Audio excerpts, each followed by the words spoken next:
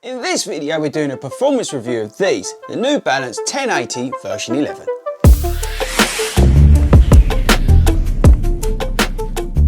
Hey, what is up everyone and welcome back to 40 Runs. How we doing people? Let me know in the comments, and did you get a pair of these, or did you do what I said I think in the original video, which was buy version 10 cheap. Version 10 is currently between 80 and 90 pounds online, and I'm going to cut to the chase. I still think that is valid.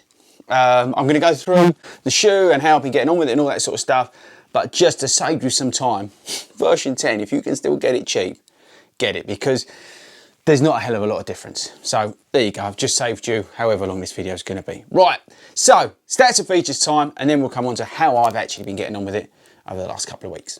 Okay people, so stats and features, let's quickly run over them, get them out of the way. Hopefully you've seen the first video. Anyway, but this has got Fresh FoamX as the midsole compound. We've got a retail price of £135 here in the UK. Shoe is just under 10 ounces, 9.9 in my UK, 9.5, that's 280 odd grams. 8mm drop. We've got some bits of blown rubber on the outside, I'll show you that in a sec. And then we've got this like stretched, engineered mesh upper on the, upper. Right, okay, so, oh yeah, blown rubber on the outside. I should have cleaned them, sorry. But we've got the bits of blown rubber here, and then we've got a little bit of exposed Fresh FoamX there. Traction is actually good. I'll come on to that again when we get into how it feels, but yeah, so far so good. As you can see, I've been down the canal toe pass in the shoe. You've got this stretchy mesh upper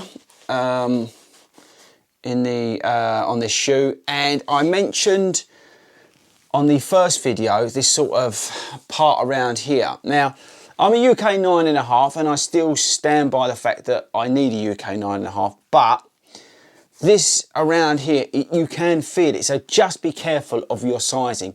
Usually New Balance are pretty on the money, I've said that before, but I did find that this sort of structured element around here for me, with the way my foot is, and again, this everybody's different, I could feel it, and I can still feel it. It's not giving me blisters, it's not giving me heat spots, but if I'm more on my toes, if I'm going through my paces, I can feel that. So just be aware of it and maybe check your sizing. That's the only thing. Everybody's different in terms of their feet, so just because I say that it's got that doesn't mean it's going to not be the same for you, and if it's working for you, it might not work for others, so bear that in mind. When you look at it, what else? We've got the New Balance overlay, we've got bits of structure down the side. The heel area, for me, is definitely more comfortable than the predecessor. It doesn't feel as cardboardy. I've had no issues in terms of that rubbing or anything like that.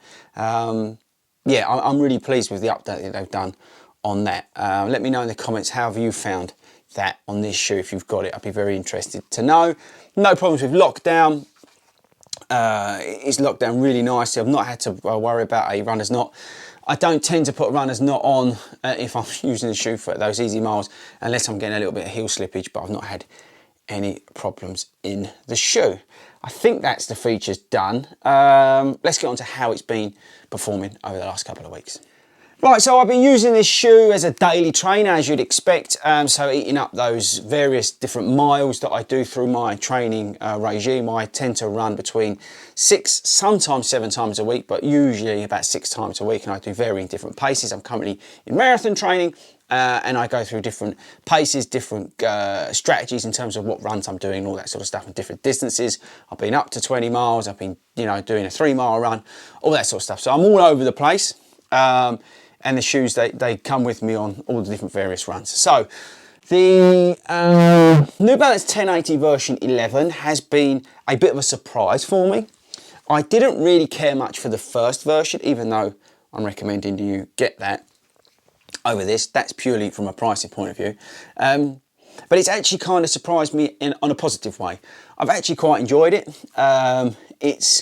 It's a nice place to be on those easy miles. There's definitely some tempo in it. You can pick it up if you want to do a bit of a faster session. Maybe some of those, I don't know, like a progressive run, something like that, where you go out easy, just get faster. You know, this has come into its own, you know, even on those sort of faster paced runs. It's a very, very versatile and do-all shoe, and And that's what you want from a daily trainer. And I think actually, you know what, it's a high stack daily trainer versus some of the other shoes out there.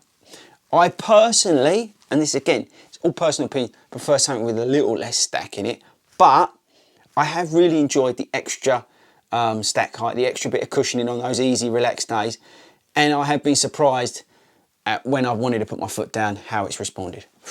We got there in the end. So I think as an option as a daily trainer, I can see why the version 10 was so popular. Version 11 for me is definitely an improvement over version 10. Like I said at the start, I still don't think there's enough here to warrant paying the extra money, the extra £50 between the two. But this is a very, very competent daily trainer, and you've got to take your hat off to New Balance. They've really, you know, smashed it out of the park again. If you're looking for something with a little bit more stack in it, a little bit more sort of forgiveness in the midsole, it's not heavy in any way, it's under 10 ounces. The sizing we've mentioned, just be careful of it. The traction on the outsole's good. The wear and tear seems to be okay. As I said, I've been down the canal and toe pass, as we know, if you're following the channel. They do eat up shoes down there, and it seems to be okay. I don't think that's going to zoom in, but even on the bits of FoamX, it seems to have held up already pretty well. So yeah, overall, you know what, as I said at the start, I'm happy with the shoe. I still prefer the Gel Nimbus Lite 2. That's personal preference, but if you liked version 10, you're going to love version 11. And it's a very, very competent daily trainer. I think that's the best thing I can say about it, and probably where to leave the video for the 1080 version 11, guys.